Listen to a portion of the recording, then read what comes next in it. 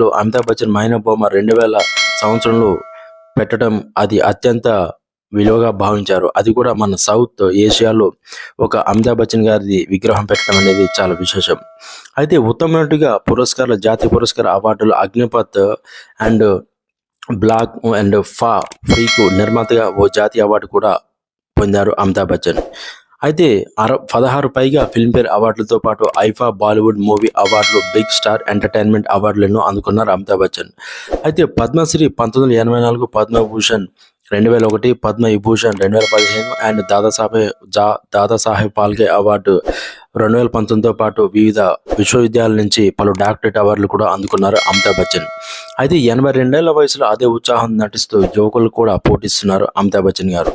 అయితే కల్కి 2898 అశ్వత్థామ పాత్రే అందుకు నిదర్శనం అని చెప్పుకోవచ్చు. రజనీకాంత్తో కలిసి ఆయన నటించిన వెట్టాయం కూడా